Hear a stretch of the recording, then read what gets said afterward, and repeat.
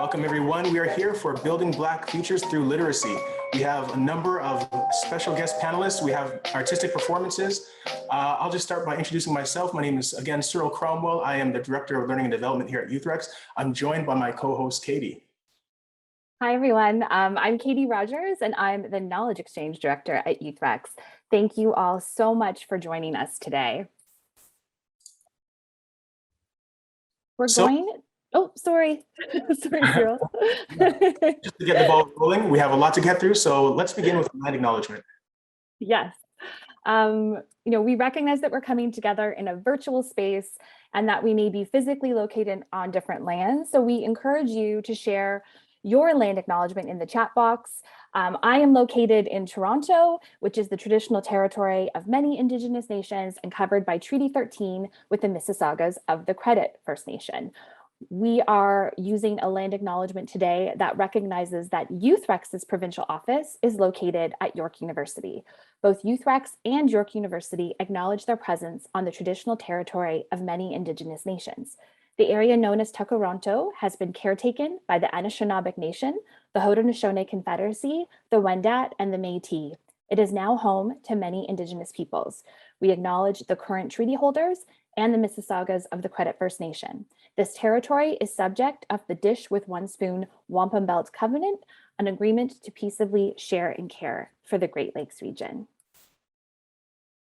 So again, welcome to our event today, which is a special co-presentation of YouthREX, or Youth Research and Evaluation Exchange, and the Reading Partnership. It's also International Literacy Day, so happy International Literacy Day to you all.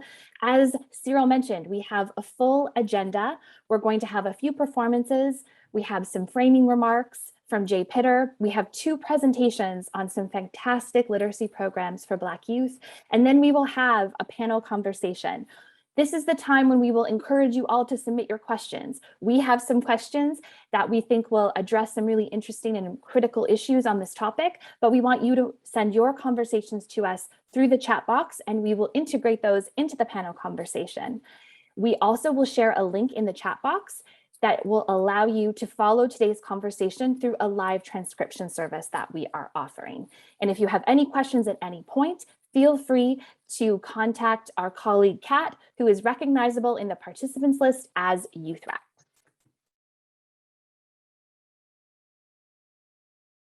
Before we begin, I want to talk a little bit about YouthREX itself, as some of you might not be familiar. The vision of YouthREX is an Ontario where shared knowledge is transformed into positive impact for all young people. To accomplish this, YouthREX works to make research evidence, evaluation practice, and capacity building available and relevant to Ontario's grassroots youth sector. And those 3 areas are something I want to bring a little bit of attention to in terms of knowledge exchange, capacity building, and evaluation leadership, along with community engaged research. Through the knowledge exchange, YouthREX creates and curates evidence-based resources to support youth work practice. This helps to amplify the voices and experiences of young people and youth workers in Ontario. I'm going to skip because obviously I'm kind of biased for Learn by YouthREX capacity building, which I help to lead. So I'm going to talk about youth program supports, which is an amazing service that's been supporting many organizations throughout Ontario for years now, providing youth programs and supports in designing, developing, and evaluating their work with young people. And we also have our community engaged research, which YouthREX has been doing with partners for years now. And finally, I want to highlight Learn by YouthREX, which offers professional development opportunities for youth workers to learn, connect, and share both online and in person. And very quickly want to highlight the fact that we do have a workshop coming up closer to the end of this month on foundational relations with young people, especially in the context of what we're experiencing now. We've recently launched our evaluation certificate course along with the advanced version of that, which specializes in using spreadsheets to evaluate program design. And many of you here may be joining us from our current certificate on centering Black youth well-being. We have so much to offer. I'll probably talk about that a little bit more at the end, but we'll get right into the program for today. And I'm gonna hand it over to Katie to introduce our first performer.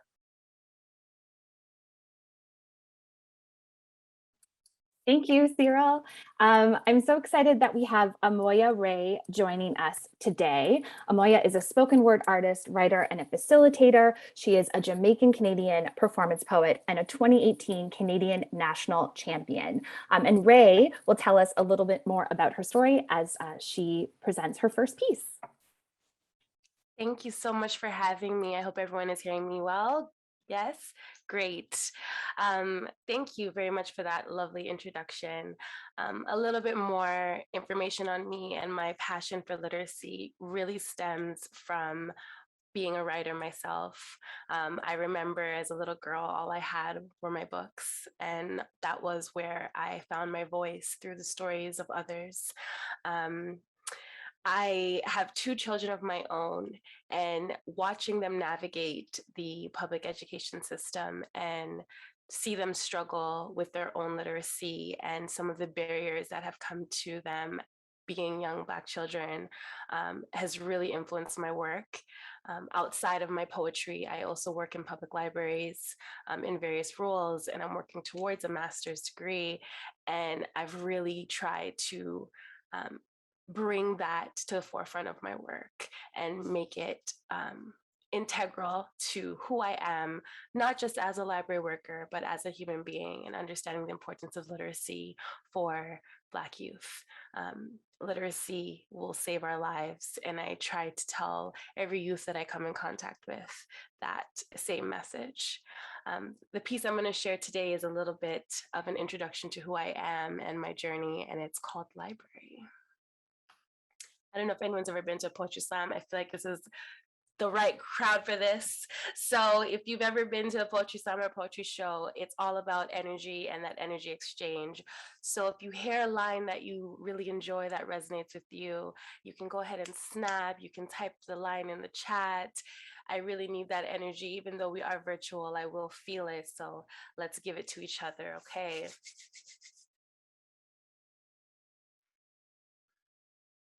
My first act of rebellion happened at 7 years old.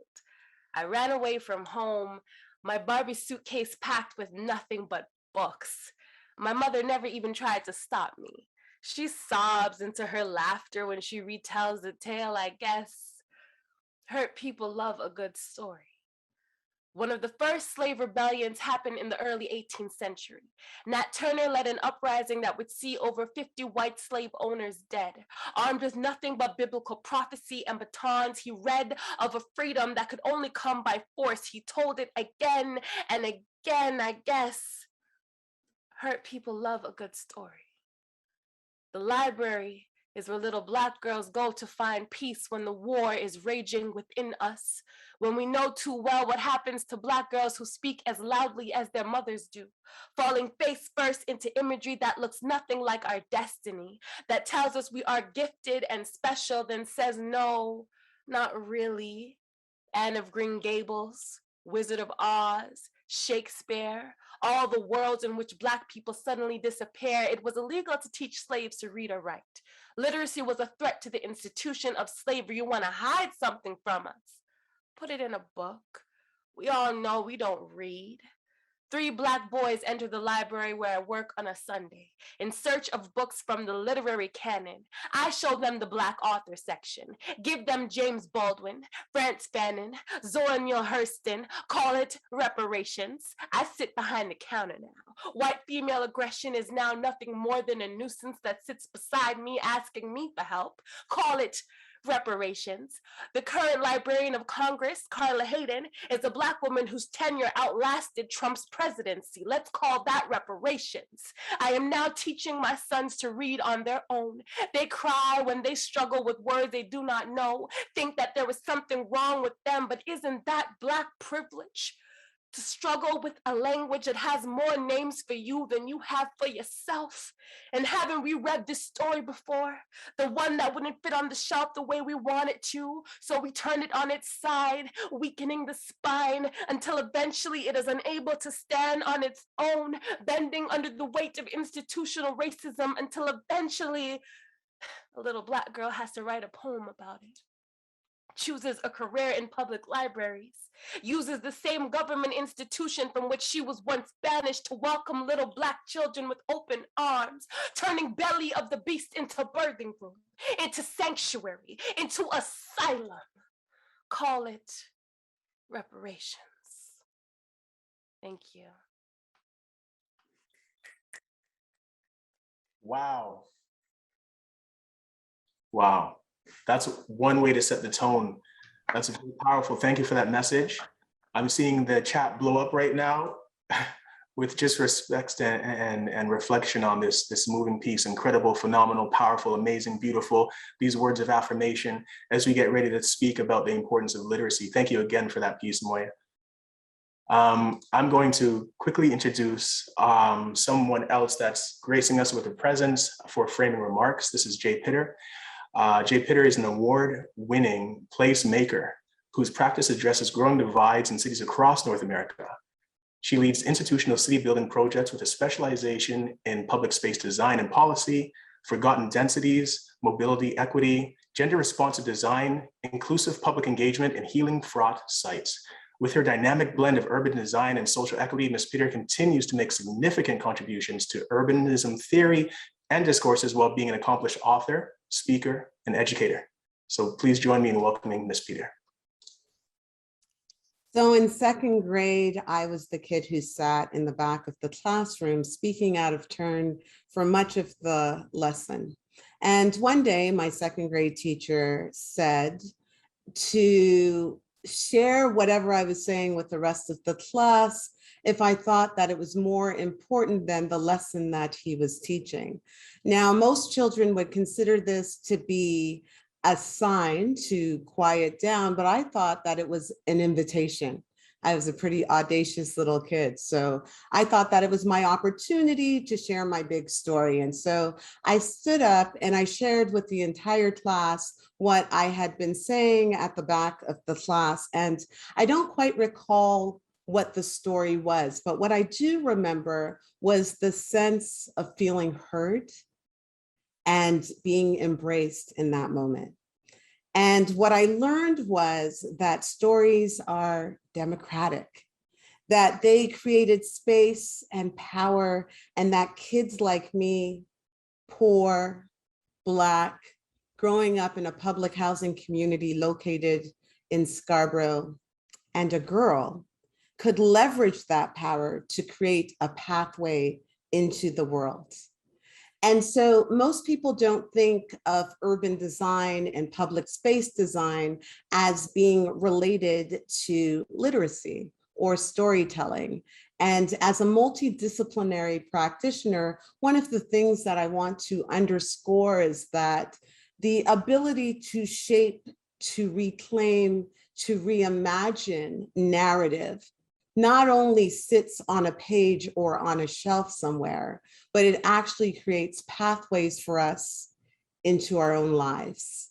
And so that's why those two professions make perfect sense in my own life. By fourth grade, I was selected to have a poem published in a series called Fine Lines by Area 9, coordinated by the Toronto District School Board. I am going back many, many years. This would have been maybe 1979. I'm going to age myself. I'm a 50-year-old lady. I turned 50 earlier this year. And I still remember the feeling of seeing that little tiny anthology sitting on the shelf of my school's library. And I couldn't be prouder, not only of myself, but of all of the other students published in the anthology. I actually started skipping recess to visit the library so that I could read the anthology. And soon afterwards, I started reading all of the other books on the shelves. In fourth grade, I was then placed in an enrichment program and started to participate in speech arts. Again, I don't know if that exists in the school board anymore, but that was a really wonderful program where young people within the school system would share their ideas and stories with their class, and then you would compete with students in your school, and then you would go on to regional finals. My mother would joke that the students that I competed with had no chance because I'd been preparing my entire life for the talking and the speech arts competition. But it was one of my favorite things in school because I could share my story. And, you know, I think that we're all aware of the typical sort of back to school assignment that many of us get when we come from summer break. Can you raise your hand if you remember the assignment? So kids, when they come back from summer break, they're often asked to write about what happened during their summer vacation. And most people and educators in particular don't recognize that that's actually a very inequitable and triggering kind of assignment, because a lot of children don't have the privilege of leisure and they don't have these very exciting summer vacations where they go away to cottages or foreign countries and learn how to swim. And so the only way that I could compete with my peers was to really draw on my imagination, because I didn't have experiences that really exceeded the 4-block radius of the public housing community where I grew up. And so I learned to assign importance to my own experience. And then I learned to craft words around that experience that made it compelling. And I communicated in it, those experiences in a way that suggested that my life and my summer was as valuable as the lives and the summer experiences of students who got to go to Disney World or to the cottage or to visit a relative on the East Coast. That was a challenge for me, but it was also really an opportunity to settle into my own voice and my own story. The brilliant opening poet said a line that I was really struck by: hurt people love a good story. I come from a neighborhood where most people were hurt. And in those neighborhoods, we have brilliant, brilliant storytellers, most of them unrecognized, most of those stories unheard. And not only stories of trauma, I want to underscore as well that stories of trauma aren't complete enough, aren't full enough for us to reimagine our lives and to build a pathway into the places where we need to go.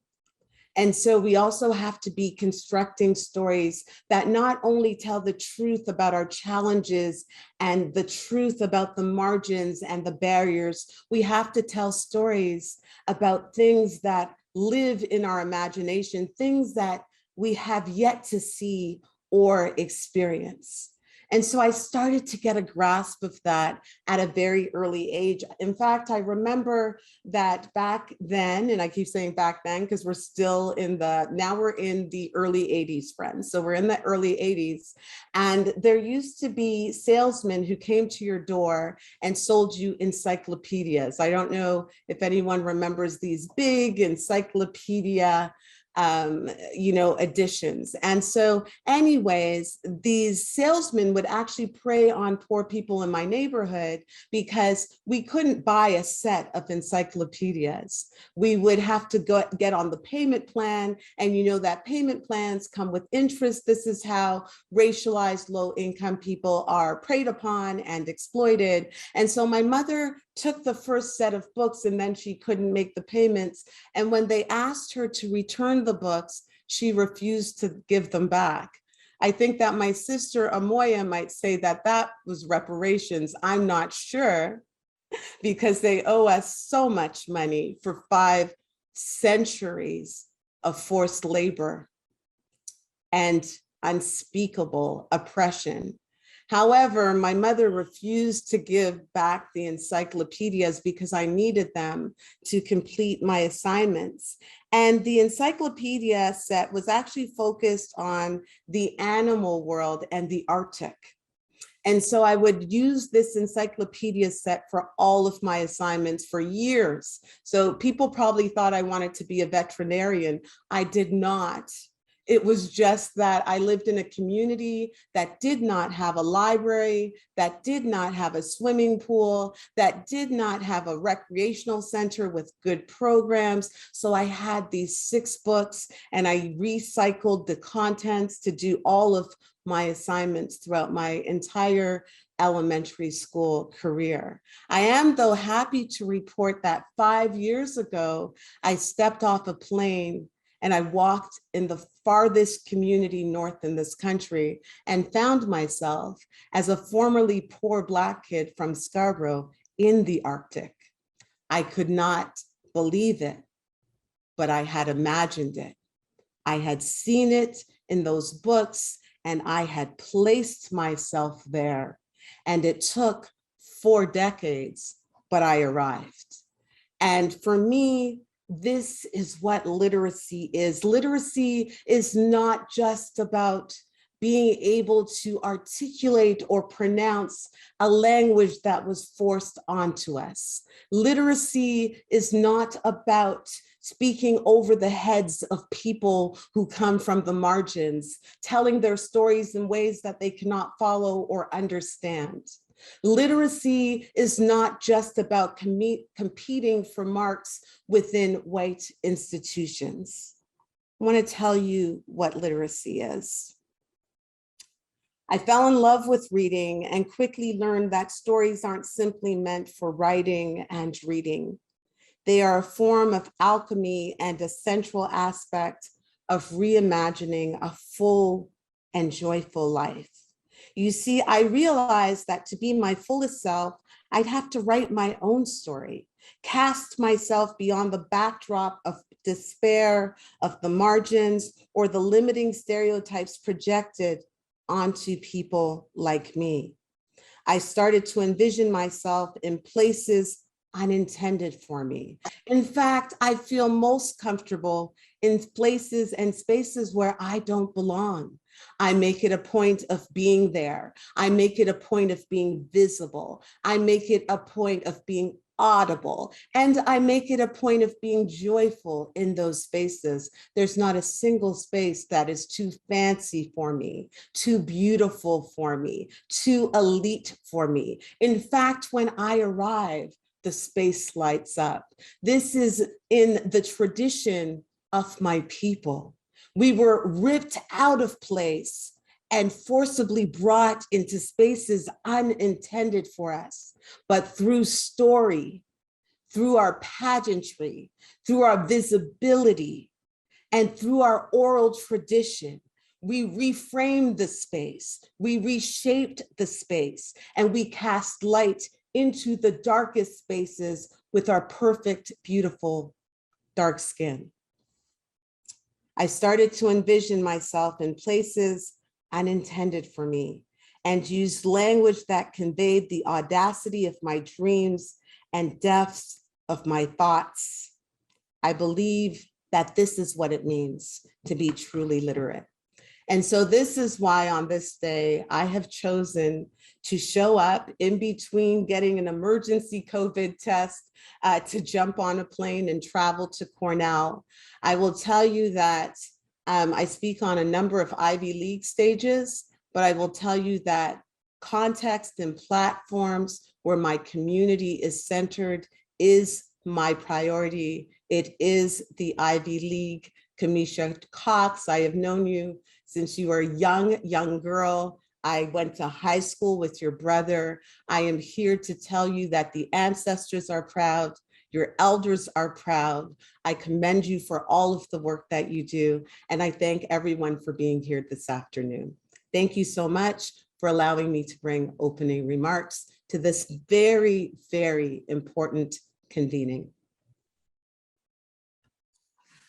Thank you so much. I'm sorry, I'm going to have to go now.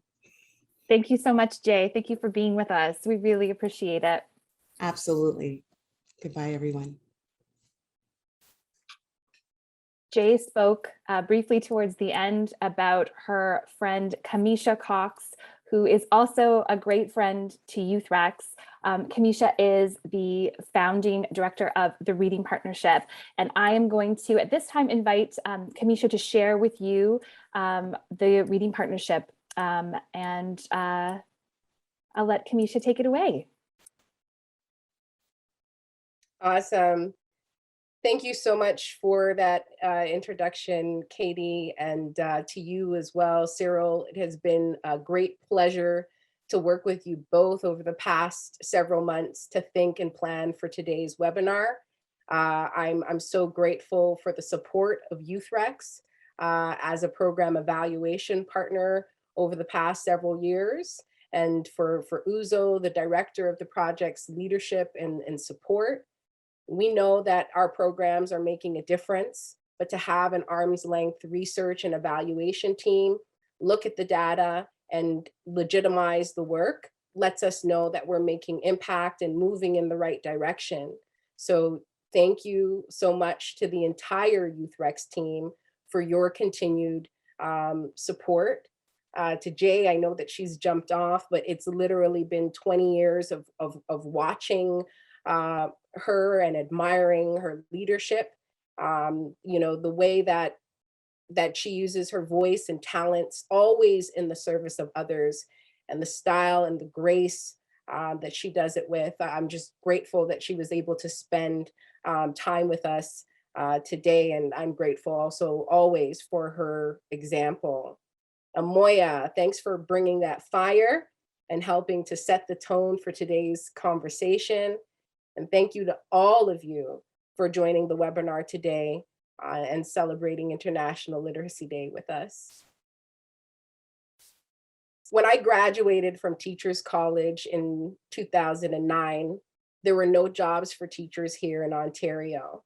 My first real teaching experience was abroad in England, Hackney to be exact, a low income, high potential, predominantly Black community in East London, similar to your Kingston, Galloway, Orton Park, Rexdale, or Jane and Finch communities.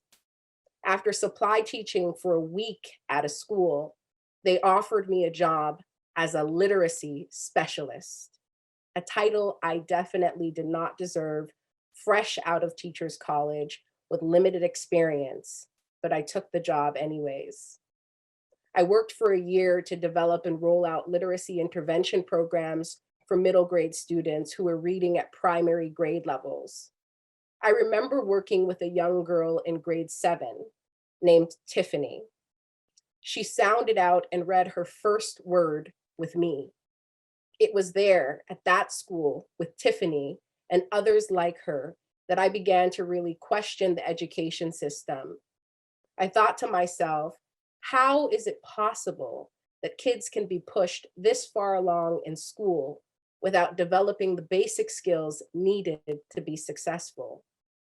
And where, oh, where are their parents? Their parents were blindly trusting schools to deliver on their promise and responsibility to educate their children. It was there also that I dreamed up the idea of one day developing a program that would teach parents how to teach their children to read. And I'll say this, there's not a school board or Ministry of Education ignorant to the fact that the ability to read is the thread that weaves everything together. When that thread is tampered with, everything unravels. The statistics show that kids who don't learn to read by grade 3 will most likely continue to struggle. And we understand the negative impact of not learning to read. We understand the negative impact of not learning to read leading to lower outcomes in health, education, and employment. Yet still, we have communities like Kingston, Galloway, Orton Park, KGO for short, with over a 25-year history of low literacy. Prior to the pandemic, 39% of third graders in KGO were not reading to provincial standard. In some schools, it was as high as 60%. We understand that Black children are overrepresented in these numbers. The school board has not been able to adequately respond to the issue. The Ministry of Education, regardless of the governing party, over the past 25 years, Liberal, Conservative, NDP, has not been able to adequately respond to the issue. And as a result, the cycle of poverty and low literacy persists in KGO and communities like it. And this is not okay, because we know that when children fail, we all do. We have the collective responsibility to ensure that every child in every community receives the support they need to learn to write and read so that they can reach their full potential. That's our vision at the Reading Partnership. Over the past 10 years, we've been working to create and deliver literacy-focused programs and resources that support children and their families to be successful at all stages of life. We have strong values. We prioritize Black children and families in all that we do, with a general commitment to serving equity-seeking groups of all types. We have a child-centered, family-focused approach to providing support. We think about the needs of the entire family when designing programs: food, transportation, child-minding. We are committed to excellence because our families deserve the best. And we stay accountable through consistent and strong evaluation and reporting. These are some of the values that underpin our work and signature programs, like 360 Stories, a program that helps kids imagine, write, and edit their own stories and become published authors. We work with what we call reluctant writers, kids that we know are super creative and have wild imaginations, but struggle to get things out and down on paper. We match them with a writing coach, and in 8 weeks, they create a piece for publication. We've published the work of 76 East Scarborough young authors in 5 anthologies over the past 2 years. Kids Read TO is our newest program, a virtual book club connecting kids across the GTA. I like to call it our COVID baby. It was launched at the start of the pandemic when schools, bookstores, and libraries were closed, but we knew kids needed access to books. We partnered with Scholastic and more recently, the Indigo Love of Reading Foundation to mail a copy of the same book to participants and then meet them online once a week for 6 weeks to play games, read together, and discuss the book. This summer, 80 of the city's coolest kids were reading with us online. Reading Partnership for Parents, a play-based program that equips parents and caregivers with the confidence, skills, and learning tools to teach their kids age 4 to 6 to read. This is our longest standing program. We've worked with hundreds of families since 2012. We've also developed an RPP Train the Trainer program through which we equip local organizations to offer the RPP program to families they serve. In 2018, the Reading Partnership for Black Parents program was launched as a specialized edition of RPP, funded by the Ministry of Children, Community, and Social Services. The special features of the program are that there's Black-only participation, all Black facilitators, Black-centric learning tools and materials, which we've had to develop and now use in all of our RPP programs. Many of the learning tools available to us or available to families in general are not diverse. We want to make sure that the tools we use are reflective of the populations we serve. We know that Once children see themselves represented in books, their existence is validated and they feel that they are a part of the world. I also found this quote on the Collaboration Classroom website that says, "Kids of color need diverse books because so often they do not see themselves in literature and therefore feel marginalized, even invisible. White kids need diverse books because they see too much of themselves in literature, and this may lead them to feel that they are the center of the world." Our collection of learning materials, including 20 books, coined tiny tales, and letter sound cards, etc., are diverse and reflective of the communities we serve.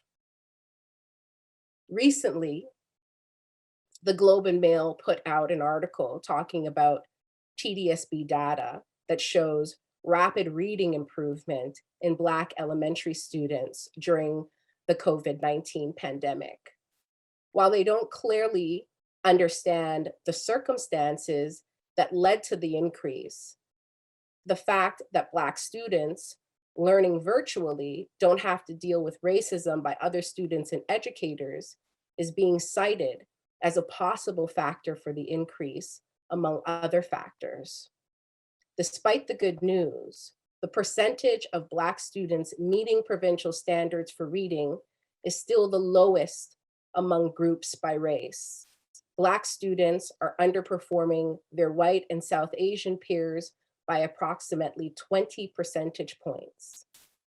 Fewer than 70% of Black students within the region complete high school, and 43% do not pursue post-secondary education. Professor Carl James is quoted in the article saying, "If we are going to really address the high school situation of Black students, let's look at what's happening early. Intervene early in these educational trajectories for students to be able to guarantee their success." I shared it a bit earlier, but here's the stat to back it up. Children who do not learn to read prior to age 7 and who experience reading difficulties after grade 3 seldom catch up later. As a result, reading problems put these children at high risk for school failure, dropping out, low literacy, and chronic unemployment in adulthood, and consequently for perpetuating the cycle of poverty and low literacy in the next generation. Building Black futures through literacy, for me, has always been about building the capacity of Black parents to lead in teaching their kids to read, because we know that although we should be able to, like Tiffany's parents, we cannot blindly rely on the school system to educate our children. Taken from the work of Tana Turner, parents of Black children need to be vigilant and involved with the education system if their children are to have the same opportunities for learning as other children. So as an organization, the Reading Partnership will continue to stay laser focused on supporting parents, Black parents, and creating opportunities for their children to create, learn, and grow in loving, nurturing environments. So it's International Literacy Day. And right after today's webinar, we'll be launching our Literacy Liberates 100K fundraising campaign. In honor of our 10th year of service, the Pinball Clemens Foundation will be matching all gifts made to the Reading Partnership dollar for dollar until Thanksgiving. So I invite all of you to support us in any way you can to help us reach our goal. I started this work in 2011, writing a proposal for funding to United Way for seed funding. And they gave us $12,000 in 2012 to start the Reading Partnership for Parents program. which we delivered for 12 families. Really, I didn't know that I was starting an organization. I was trying to design and deliver a program for my community. And, you know, here we are 10 years later, and it's because of the support of people like you, like all of the folks that you're going to hear talk today. And it's not always about the money. Sometimes it's about the support, the expertise. And so, you know, there are so many ways that you can support the Reading Partnership, and I encourage you to get involved and to give if you can. And stay connected. I think in the chat, there will be all of the information for how you can follow us on social media and so on and so forth. So thank you so much for spending International Literacy Day with us. Awesome. Thank you so much, Camesha. That was really informative. We learned about the Reading Partnership, what you're doing, and you also provided some really great context that we're going to be revisiting with our panel. Right now, before we get into the panel discussion, I'd like to introduce Annette Bazira-Okafor, who is the editor and founder of Black Girls Magazine and the founder of Black Youth Right. Annette, I invite you to introduce yourself and let us know a little bit about your program. Hello, everyone. I'm so glad to be here today. And I also want to thank all the ladies who went ahead of me, Amoya, Jay, Camesha, for all the wonderful work and amazing stories that I've heard today. And I'm truly impressed and amazed by the work that you're doing. And I'm really proud of what you're doing. I'm going to tell a little bit of about my story as well. And I'll just share my screen for now.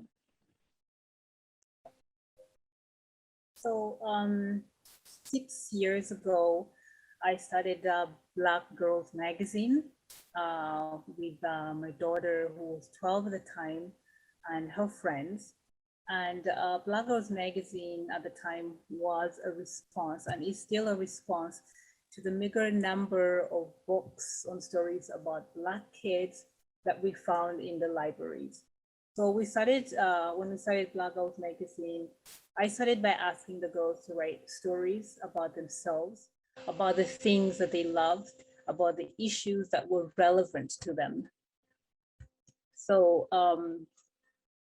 at that time, being 8 to 12 years old, we started a magazine that was within that same age range. And later on, as the girls got older, turning 14 and 15, and we started getting younger girls joining, and the older girls moved on again to start a teen edition, which they've been working on since 2019. And so we started Black Girls Magazine. Our first issue was in June of 2016. So these are biannual magazines, both of them. The kids edition is published in June and December, and the teen edition is published in May and November. So later on, 2 years ago, 2019, I also started the Black Youth Right, a nonprofit that really, when I started with the idea of growing a mentorship and building writing, skill building for girls in writing, and a whole different set of other activities that would also help building their skills, their educational fun, and as well as being able to involve as many youth as we could, not just in writing, but in growing their love for a lot of other activities that they would get involved in, but in the end write about, because that was the main goal. Like, you get to experience all these things, activities, but then you write about them. I'd say I started this Black Girls Magazine when I was doing my doctoral studies in social justice education at the University of Toronto. And that helped a great deal. Although I did not have a publishing background, I did come from an arts background. I was in film and media at York University. So I also had at the time my daughter 12, but she was a really great artist who was able to kind of help with the whole art concept of the magazine. And then as well, I was surrounded with other people that I could reach out to that were also talented, that could help. But most importantly, Black Girls Magazine was something that I wanted to create so that girls and kids and teens would create the content themselves. So this is not a magazine written by adults for kids. It's a magazine written by kids, written by the teens themselves, and that was the whole idea. So all our magazine ideas come from the kids and teens. They're kid and teen approved. From the creation of the cover pages, the logo when we started out, the name of the magazine. I mean, we sat down and our whole idea was that it would start with them, and they would name the magazine and would go on from there. So it was meant to be their thing and still is. And definitely parents have been very supportive. They've been a major driving force because parents are absolutely interested in making sure that their kids have activities that are helpful to them, especially in literacy. So this was a way for parents to be able to get their kids writing, and of course they had to do reading, and they do research for their articles and things like that. So parents were a major driving force, especially also being supportive, volunteering, picking the kids up, dropping them off, making sure that they're available and they come on time to the meetings. And they were also my go-to for suggestions on activities, on travel, on funding. So parents are definitely have always been a major driving force behind Black Girls Magazine. Black Girls Magazine for us, we came to a point during COVID, when COVID started. It has always been a print magazine, but with COVID, we moved over and to creating just an e-magazine. And with most of the resources in schools and libraries moving over to e-resources, we're still an e-magazine currently, but because our vision was to be able to always walk into a library and pick up a physical magazine and read it. So that has always been our vision, and we hope that we can go back to that as well. But also going to, as an e-magazine was a blessing in disguise, because what happened is that it immensely increased our subscription and to so many libraries after we moved to the e-magazine format. And although most of the libraries are actually in the US, probably 90% are in the US, a lot less in Canada, you'd be surprised. But yeah, but it did help with the subscriptions, and hopefully that when we move, we start doing printing again, that we can also leverage the same libraries taking the e-magazines from us. But above everything else, Black Youth Right, as I mentioned before, was an organization that I started not just for just kids to write, but to get involved in a whole other set of experiences that they could use towards writing. This, for example, is a workshop that they did with Ryerson students in journalism. And the work they do has been, I say very, it's not only it's validating for them, but also it's created a whole other world for them where they were cast into this I guess adult world where they became like journalists, and something that really we hadn't really planned on going that way, but they were always called. They started getting called upon to do certain assignments that they would write about, and they still are, and this workshop, for example, the riots incidents have covered the girls' work several times, and are always interested in coming out and doing stuff with them. So this is just one of those things that they called in and say, hey, can we come and do this with the girls? So they've gotten involved in different experiences that have been amazing for them, and that they probably wouldn't have had. And after all this, they sit down and then they write about the experiences, and these are the stories that they get to put in the magazine. This, as you can see, they've been exposed to a lot of media interviews where they've learned how to, like, talk about social justice and talk about and just become just those little activists that they starting to understand that they need to, they can stand up for themselves. They can, it validates who they are. It gives them experiences that they have not, would probably have not had before. And as you can see, the picture on the top right corner, they take on, representing themselves at Black History Month events. This is just one of them. And the bottom left, they've had opportunities where they've been given tours of different amazing places, coding classes at the Google headquarters downtown Toronto. The Via Rail photo is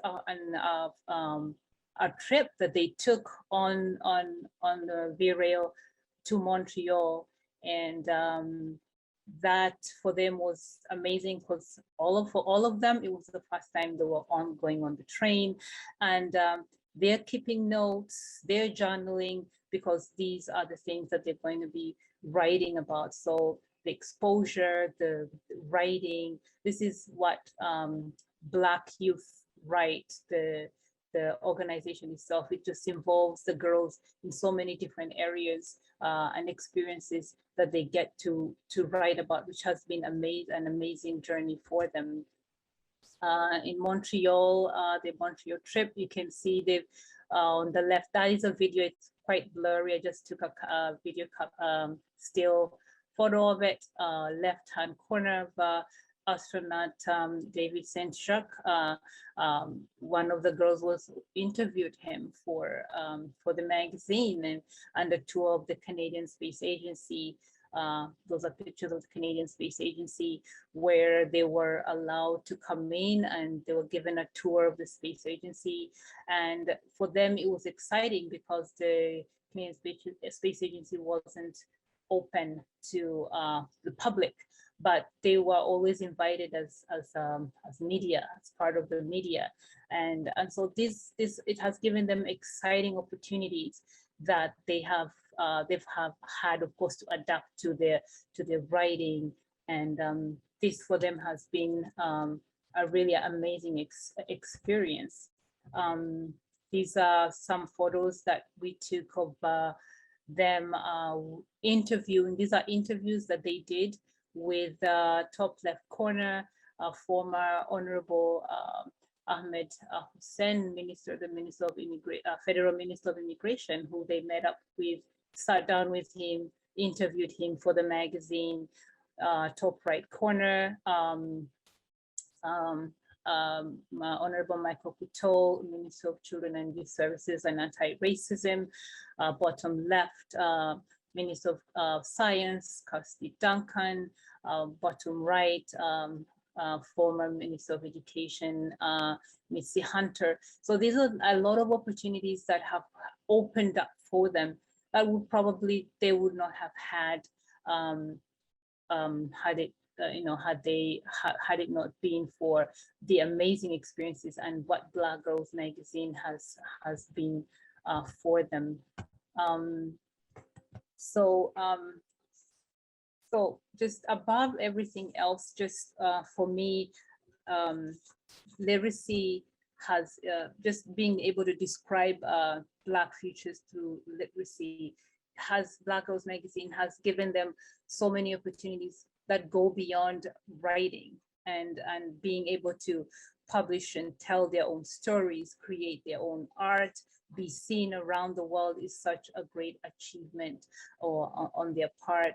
Like I said, BGM, I don't know if I said that, but Black Girls Magazine is in over 200 public libraries. I think I mentioned that. Most of them in the US.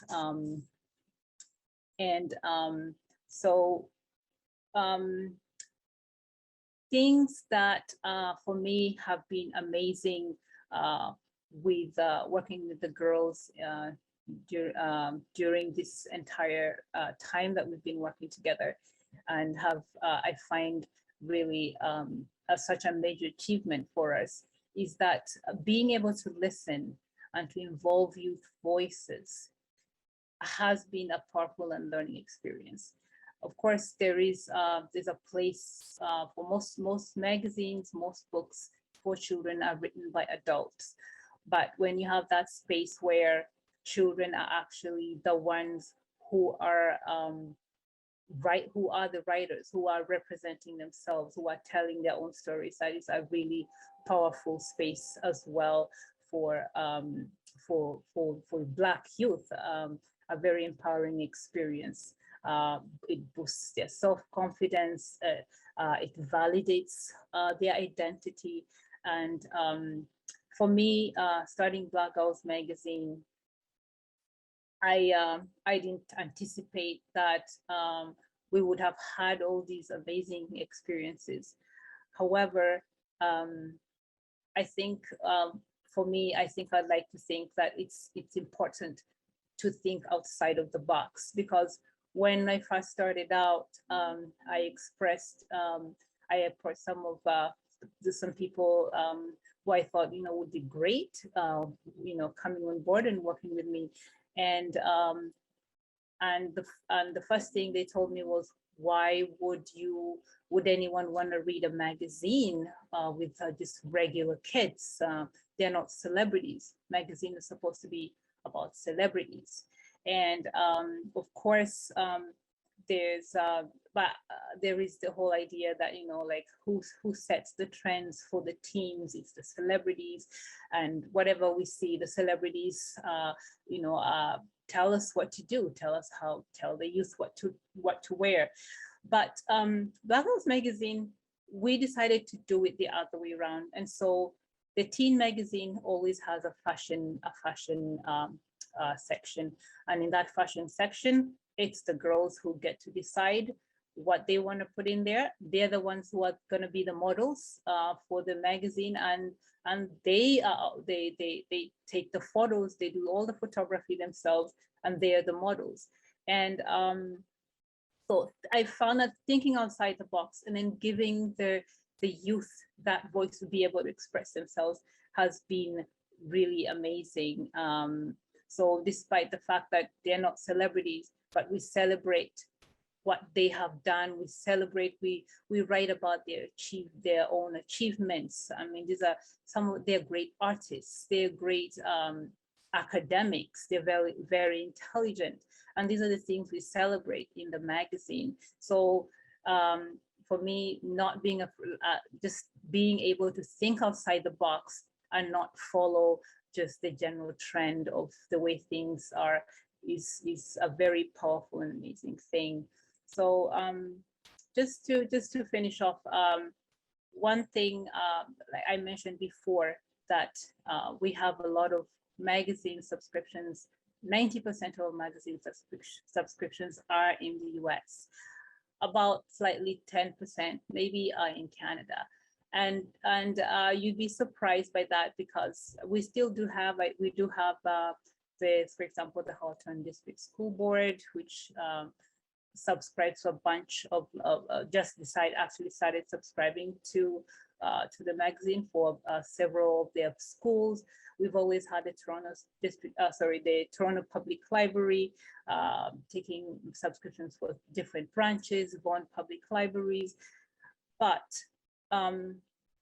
what is amazing is that there's still very little within Canada, like very compared to the US. The US seem to, like, they're a lot more interested in this, and not too many libraries are very forward going when it comes to Black children's resources in the libraries.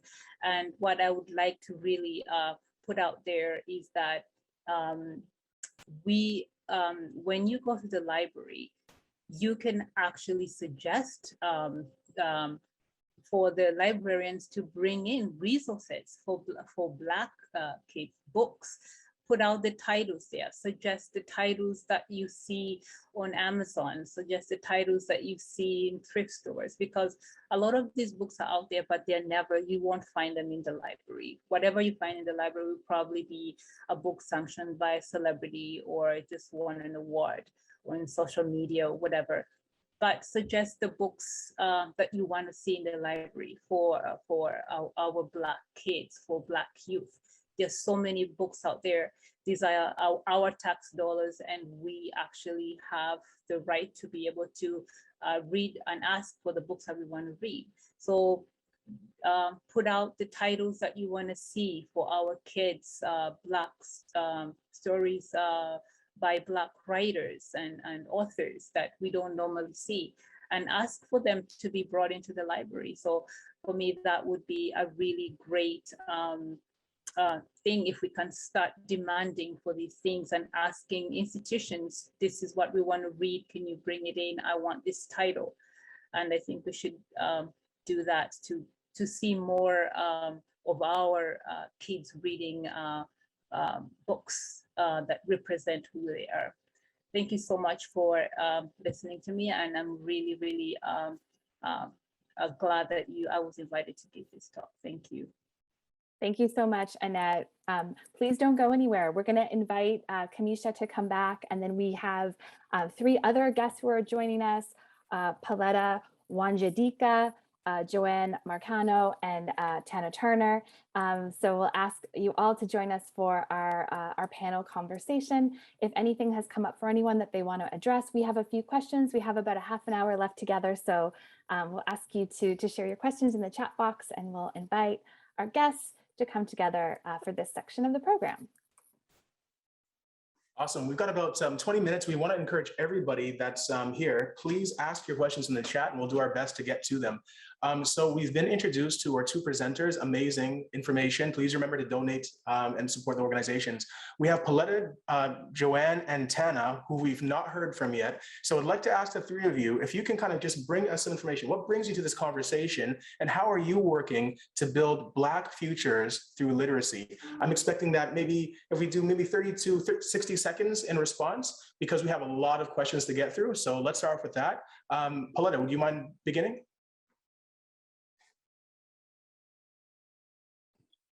Hi, can you hear me okay? Yes. Okay, because I'm having technical difficulties, so I just quickly had to jump onto my cell phone, so I apologize for that. So in terms of like what I would like to bring to this conversation, I was a past participant of the Read in Partnership program. And for me, like I have 5 daughters under the age of 7, and my 7-year-old and my 6-year-old definitely know how to read. My 5-year-old struggled. Every kid is different. That's what I would say to every parent. So when I had the opportunity to meet Camesha just walking in the neighborhood, and I live in the Kingston, Galloway, Orton Park area. I thought, like, you know what, why not? Let's give this a try. So the amount of resources that I got, I thought that it was very, very important because it helped me as a mom be able to teach my 5-year-old who was struggling how to read. And the reason why literacy is so important is because it helps children be engaged, not only into things that they're interested in, but they're able to broaden their mindset, and they can connect with other topics or learn themselves and learn what's important to them as they continue to grow I also really like the fact, like through literacy, I think with the Read in Partnership program and just literacy overall, as parents, we need to advocate for the right reading materials so that they can get exposed to their culture, so that they can have cultural experiences that really reflect imagery like them. I believe Amoya, sorry if I mispronounced your name, in her poem, there was something that she said in regards to the imagery, and that line really stuck to me. And I think that literacy is very, very important in terms of developing youth so that they can get the opportunities that they deserve. So I would like to say that I think reading is very important. And I think it's really more instrumental and important when you have like-minded community group to support you. And that's what this journey has been for me. Thank you so much, Joanne. Hi, everyone. Good afternoon. So much. I'm definitely, I've joined this conversation as well as a past participant with the reading partnership with my daughters as well. And again, I learned very quickly from the tools that were in the reading partnership program that Camesha provided, that how we thought we should teach our children to read, or how to pronunciate, or the sound, was really not the most effective way. We really had to learn to meet our children where they're at. And as Pauletta said, every child is different. Our children are different. We can't expect what one grasp right away the other would. So it allowed it. So that experience allowed me to understand that, as well as it created imagination through reading and through teaching my daughter, who was entering grade 1, about imagination. Because again, as much as we had books here, we didn't realize as much as we thought we had representation, did she connect?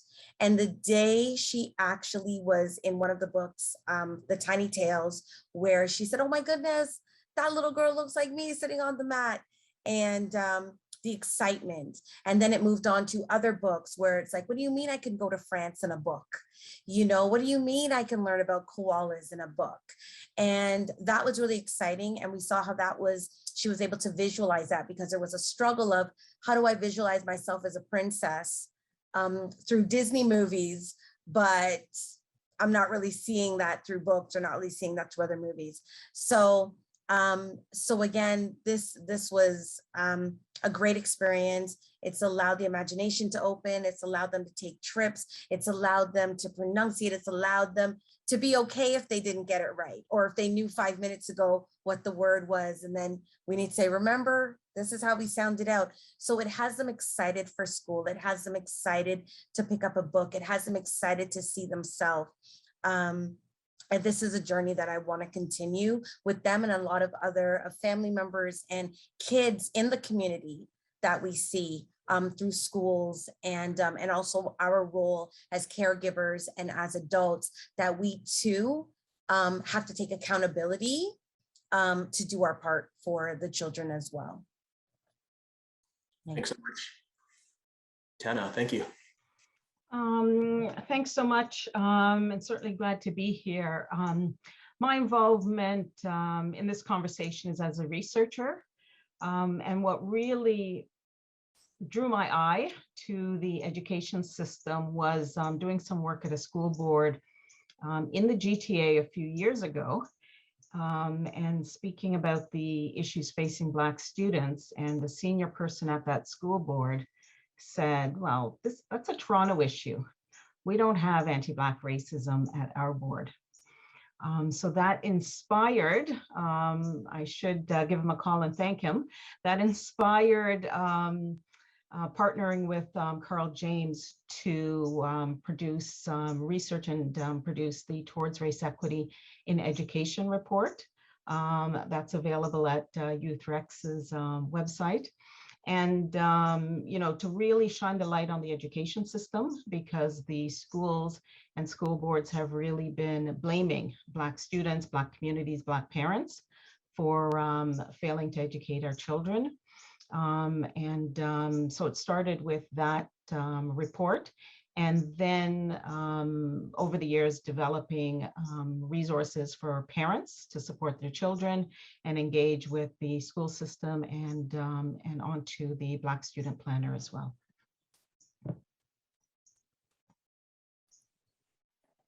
You know, we've talked about pervasive anti-Black racism in the education system and disproportionate outcomes for Black children, youth, and families. And we've talked about the failures of institutions. And I'm wondering if we can talk a little bit about, you know, the role of parents, caregivers, or even more broadly, community, and, you know, why it's so critical to center parents, caregivers, and again, the broader community in literacy programs for Black children, youth, and families. Does anyone want to start? Okay, I'll start.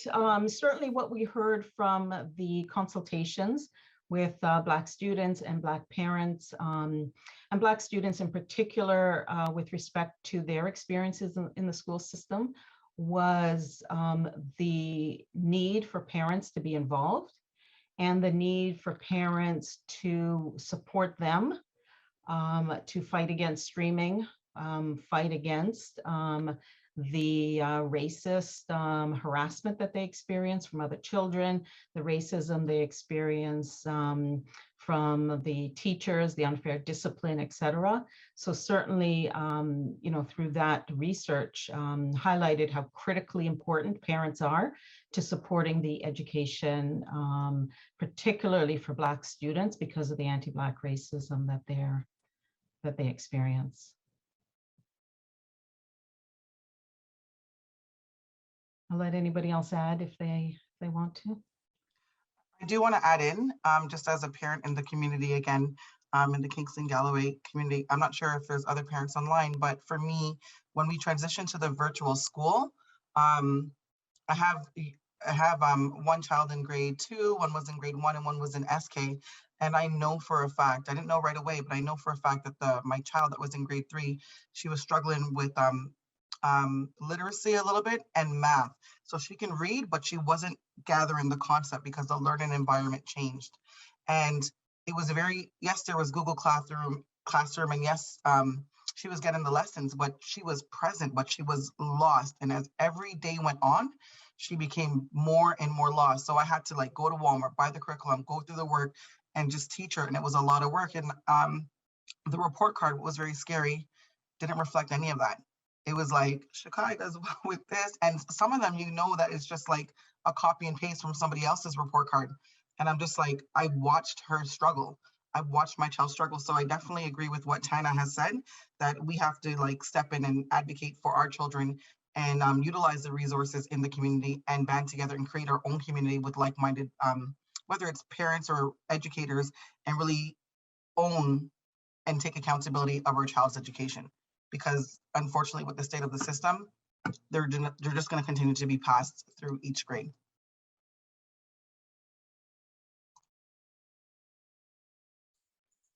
I completely agree with Tana and Pauletta. I too, with the report card, and I agree. It was almost like the barriers that were being faced of new environment, you know, being comfortable in a new environment, nervousness, everything was never taken into consideration when the report card hit. It was just, this is what it is, and you didn't meet whatever the criteria was, and that's what it was. But as a parent, you know, we had to become, number one, again, that accountability that we have to take responsibility for what they were learning. And I always say to people, when they went virtual, it was almost like I was on mat leave again, where you're meeting milestones and you're teaching your child how to walk, you're teaching them in everything. And when they have to go through the NIPSIG and you're ticking off, can they do this? Can they do that?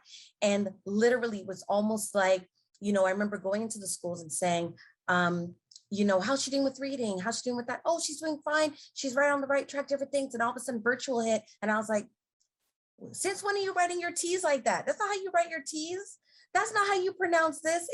It's, you know, dinosaur, not dinosaur. And it was all these things where I was like, if they weren't home with me to take accountability and really listen, I feel like I'd be sitting there listening to kind of the parent teacher and then saying, okay. And then I feel like it'll hit me in grade 3 where it's like, well, we noticed, said child is saying this, or said child is being marked like this, and I would never have known. So this situation of virtual and again, participating in various programs, including the Reading Partnership, has allowed me to fully understand, take accountability to send my children off to be powerful, to again ask questions, to know, to be honest with teachers and be open and say, hey, I don't get it. Hey, can I have a little help? Can you slow down? Can you use it in a sentence? Can you spell, to provide that confidence that they need? But I had to take accountability. My husband had to take accountability as a caregiver to instill that within them. Yeah, just piggybacking on what Joanne said, I think that parents are there. We hear it all the time. Parents are their child's first and most important teacher. They're also the advocate, but they need support. Like I always say to folks, the parents, when they join the Reading Partnership for Parents program, I say, I graduated from Teachers College not knowing how to teach kids to read. So how can we expect, parents who, aren't going through a teacher training program to just, know how to support their children? There are skills and things that need to be taught, and parents need to be supported, and so that they can truly play their role as teacher and advocate. This is really insightful. I encourage everybody that's attending, please, if you have questions, we have a couple more minutes, please ask. This conversation is going in a great direction. Can we talk about practical ways that we can be holding institutions accountable, but also what practical things can we do? We've heard a couple of examples from Joanne and Pauletta. What are some practical things that we can do? This question is open for everybody in the panel. And please, if you're listening in, send a question or two. Thank you. So what are some practical things that we can do to hold institutions accountable while keeping the ball rolling to make sure we're getting the results that we need for our children to build those Black futures? I think it's advocacy. I think it's using your voice and advocating for the youth, advocating for your children, advocating for the mom that might be afraid to use the voice, but you are seeing it and witnessing it. It's advocating. I think in order to hold them accountable, we need to speak up. We need to identify. And I'm sorry, I think it might have been you, Tana, that mentioned that, or I think it might have been Tana, that mentioned if you don't see a book there, or maybe it was Amoya, if you don't see a book, to go and recommend it, or say, this is a great book for teaching this that identifies this. But I think it's advocacy. I think it's speaking up, being the voice for others that might not feel safe in doing it, because we still have the systemic boundaries that have us almost have some parents feeling, I'm just happy to be here. I don't want to stir any trouble, don't want anything to happen. So it's also about us being that voice and recognizing and calling out when we see a barrier, or seeing that there could potentially be a label per se attached, or to a child that could again hinder them in any way of receiving, the best part of their education. I do want to add to what Joanne said as well. So in addition to advocacy, I'd like to add ownership. So last weekend, I had my 5 girls plus their 2 cousins, and I was taking them to the park in Malvern.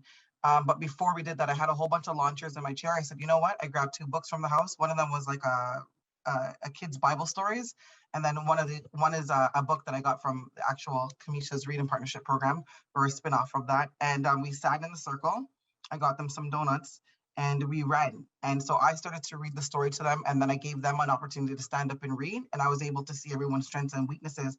And they were just like, huh, where is this coming from? Why can't we play? Why can't we do this? Oh, we're gonna play, but this is our new Sunday book club. How do you guys feel? So I led that discussion, and it went pretty well. Of course, they wanted to play, but this Sunday around, they expected it. They're like, what book are we reading? And even though I may not have all of the tools, I am learning from, again, the resources in the community. I think that once I create that habit within my children and their cousins and their friends, then we can own that in our community. We may not have the professional training, but it's still going to make an impact to their everyday education.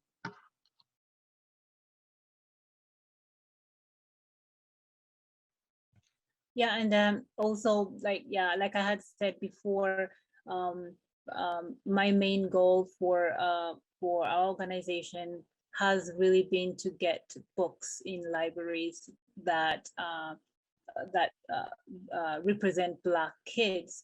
So just to repeat that, you can suggest titles in the library. They actually do have a provision for that. You can suggest titles in the library to be brought in. Any books that you see out there that are not in the library, we can get them in the libraries. Can I just add one thing? I think it's important for parents to develop a relationship with the teachers as well. As early as possible in the school year, drop in, say hi, talk to them. They need to know that you're an active parent, that you're paying attention. And that relationship means that when there are issues, they're more likely to call you rather than go down some other path. So that's, even teachers raise that as something that's important as well. Yeah, and in terms of holding institutions and schools accountable, I would say, remember, we have elected officials in our community, school board trustees. They are the advocate for the parent in the community, and we have to remember to tap into that resource and hold them accountable. They're supposed to be advocating for us. And also, when we think about institutions outside of schools, I mean, there are nonprofit organizations, across communities, and I think it's important for us to also hold those institutions responsible as well. We can dictate and let them know the kinds of programming that we want to see in those spaces, so that our kids can have access to recreational and educational programming. Everyone has a stake in seeing that kids succeed in the community, schools, community organizations, parents. And so what role do institutions like community centers and nonprofits play in moving the needle on literacy in communities? Absolutely. Thank you. Thank you so much. We do have 5 minutes left. What we want to do right now is we have another performance from Amoya that we're going to be listening to. And I'm going to ask our panelists that are here, all of the people joining us, take a look at the chat, find one question you want to respond to, because some questions are coming in. After we have the spoken word performance, we'll hear your final thoughts for the day, and you can just respond to one of the questions you've seen, and thinking about what's one simple thing that we can do if we walk away from this, that we can have an impact on positively supporting Black futures. We're going to ask Amoya to come back and treat us to another spoken word piece before we share our final thoughts. Oh, thank you. I was so into the conversation. I was like, oh wait, I forgot. I was so into it. I was looking for the answers. So I'm totally okay if you want to continue while the panel is going, and I'll go after. I'm good. Okay, so we'll conclude with your after final thoughts. Thanks so much for being flexible. So let's begin with our final thoughts, and all of our guests today, feel free to share. I know they had a very short amount of time to look through the questions right now, but if anybody has something they want to respond to, or that general question of what's one simple thing that you can do, please take the floor, and we'd love to hear from you. I can start with the question, do you recommend parents do their own reading evaluations and sharing those results with the teacher? I don't know if this is the right answer, but I would say yes. Absolutely know what level that your child is reading at. And it's so again, the key word here is working in partnership with the institutions or with the community resources. So if I were to do like my own reading evaluation with my child, and I notice that this is her strengths or this is her weakness in terms of, for example, she doesn't stop with the commas, I would definitely hop on an email, be like, hi, this is what I'm doing at home. This is what I'm working on. This is what I'm observing. What are you observing? What is a shared goal that we can do to work together? And I think that, again, that makes the teacher know that you are paying attention and that you're also there as a resource, so that whatever they're doing in school, that you can piggyback that at home. Hopefully it's not stepping on toes, but I think it really, the key word there is partnership.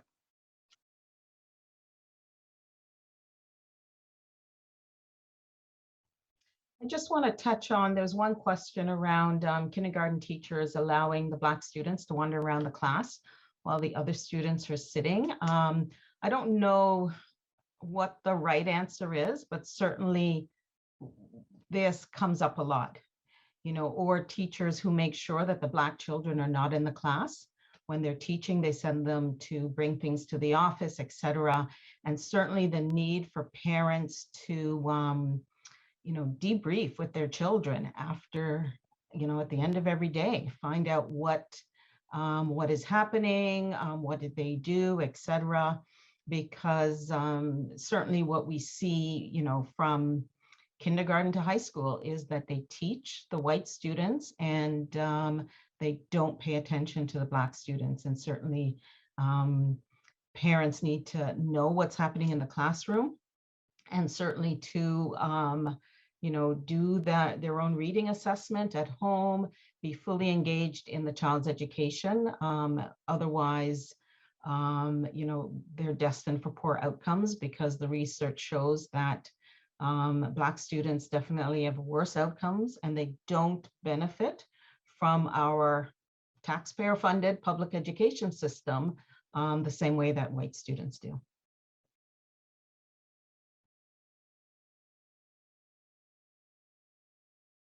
Thank you. Anybody can go next, and we can also include youth workers for solutions and practical responses to what's happening. Camesha, are you okay going next?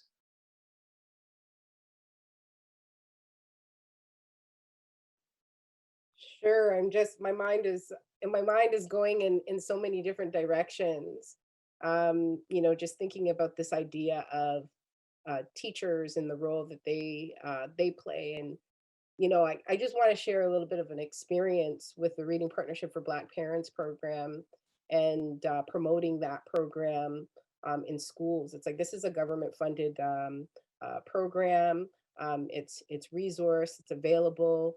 And we thought that schools would be because they are the heart of the community. I mean, if you're a family with children, you're connected to a school, so it's the best place to try and connect with parents and with kids.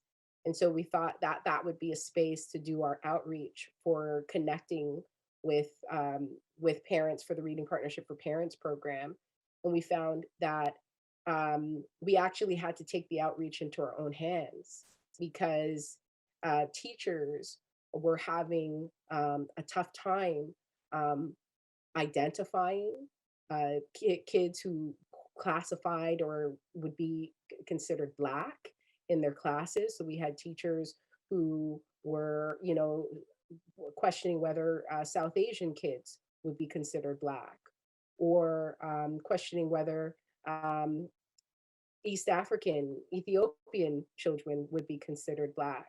We had teachers who were afraid to distribute the flyers about the program because they were concerned about being seen as racist for identifying families as Black. And so here you have a funded program, a resource for the community.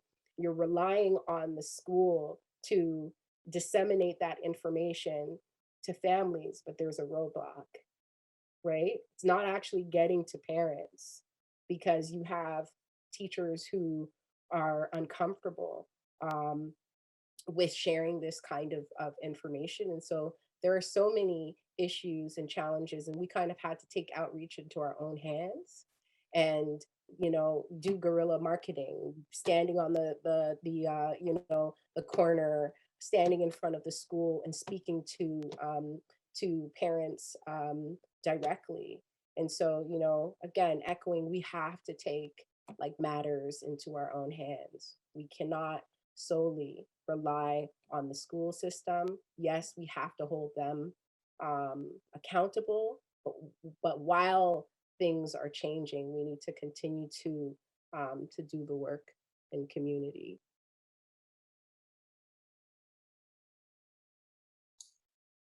Absolutely. We are going a little overtime, so I thank everybody who's staying with us. But as it's been mentioned, this is such an important conversation. And I think this is valuable to the people that are still here. So if we can still hear from Joanne and Annette.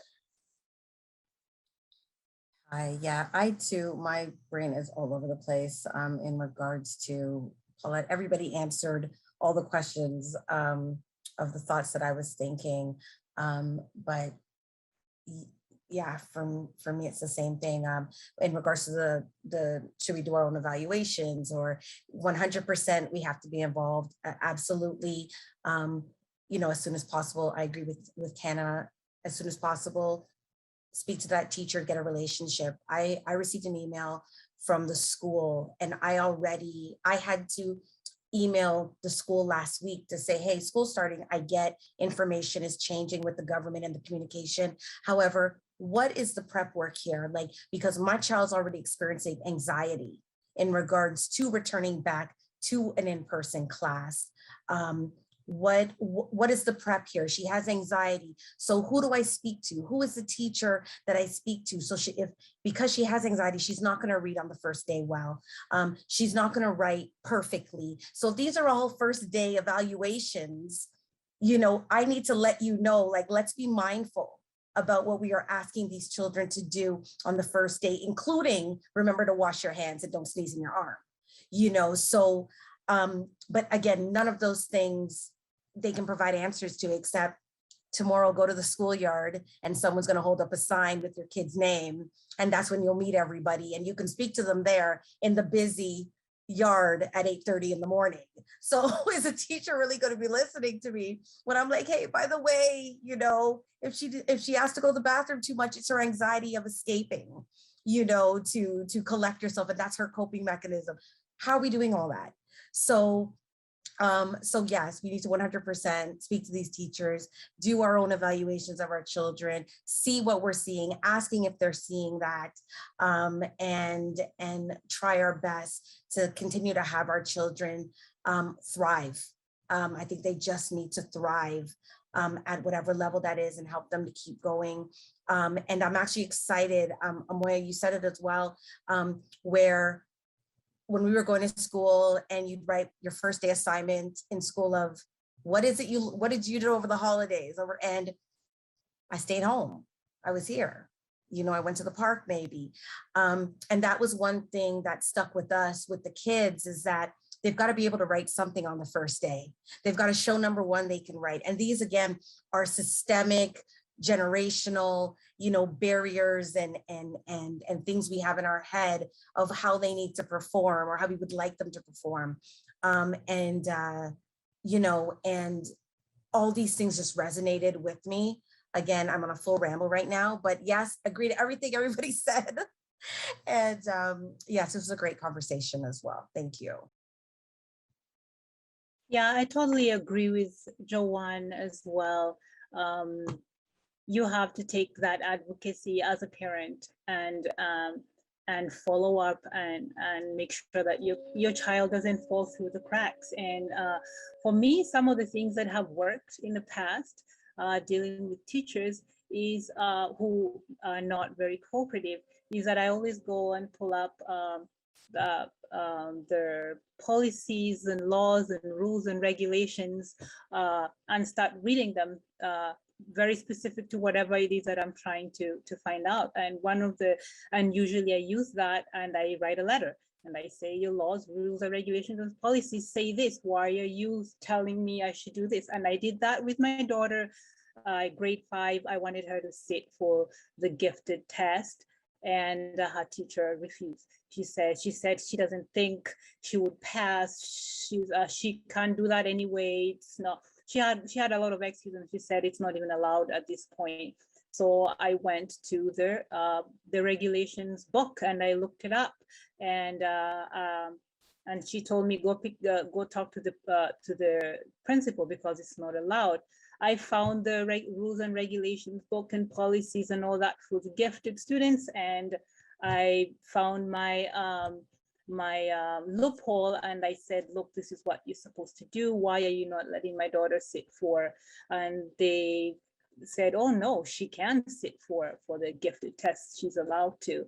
And she sat for the gifted test. She passed, and then we moved on. And a few times I've done that with public libraries too, where I've seen the security kick out Black students almost every time. One specific library, every time students came in from a nearby school, Black students, they were always kicked out, and the white students stayed, even though they came to and they're making so much noise, but the Black students always got kicked out. So I had to pull it up again and try to find those policies. Why are you doing this? Your policies say this. And I pull out all the United Nations rights for children and stuff. And I sometimes it's not because I have the time to do it, but because I need you to know that what you're doing is not in the United Nations, not supporting the United Nations regulations, your school board policies, regulations and stuff. And if you can pull out their laws and regulations, then they will abide by them. Thank you all so much. Thank you to everyone who has stayed with us a little after 2:30. We're going to invite Ray to perform again. Thank you all so much for sharing with us this afternoon. It was a really critical discussion, and we appreciate you taking the time to join us. Thank you so much. This was an incredible discussion, so informative for me as a parent. I'm like sitting here taking notes and just enjoying the depth of the conversation. One thing that I took from this discussion today, and I really wanted to share this piece specifically and just help you tie it in. I want you all to take the fear of a world with a lack of literacy and use that fear to build communities with beautiful, happy, literate Black children who are thriving. And with that, this final piece is an inspirational piece to help you all channel that fear. My son is starting school tomorrow, and we've been nervous the whole summer. It was a rough year. He stayed home for the whole year doing virtual school. And the teacher called this morning to just welcome him and say hello. And when she hung up the phone, he goes, "Mom, I think she's Black." And I said, "Yeah, I think she is too." And the smile that just beamed on his face, the anxiety gone, because he suddenly felt like, I'm going to be okay. So to all of you who are in community and education, working in literacy, thank you for your work, because it literally makes a difference. Literally. He's going to grade 4, and this is his first time having a Black teacher ever. So it makes a huge difference. So this is a poem to fear, and it's called Dear Fear. I'm not the greatest with titles. Don't hold that against me.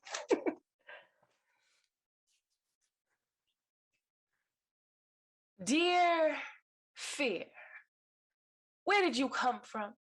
See, at first I thought it was just my mind playing tricks on me. You know, like those things they tell you when you're 3. Girl, it's just your imagination. Stop complaining. Be a big girl. Be like my mother, with her skin like freshly brewed iced tea and just as cold, with her magnetic hips that support her steel frame back that always seems to bend but never breaks. And I seem to have inherited her every trait, so I wonder if she too feels that tingle at her nape. Do the hairs on the back of her neck stand up straight when her boyfriend raises his hand above his head? Or is it just at the thought of her babies no longer being fed if she leaves? And I want to tell her to move out of her way, to give her warrior pass, but then I look into those deep-set brown eyes, unsure of the disease that lives there, and then I realize it's fear. They say memory is literally embedded in our DNA, so why can't I remember whose body you first took over? Whose life did you first destroy with your tapeworm parasitic, only thriving because I let you? Residue of pain, entity that can't seem to let me breathe, arriving at the most inopportune times, like periods when you're wearing all white. You disgust me. And I know you are a natural because you were not there to stop Eve. I search my bloodstream with every lash I receive as a result of you, and the question still remains, who sent for you? I wonder, how did Sarah Bartman control you?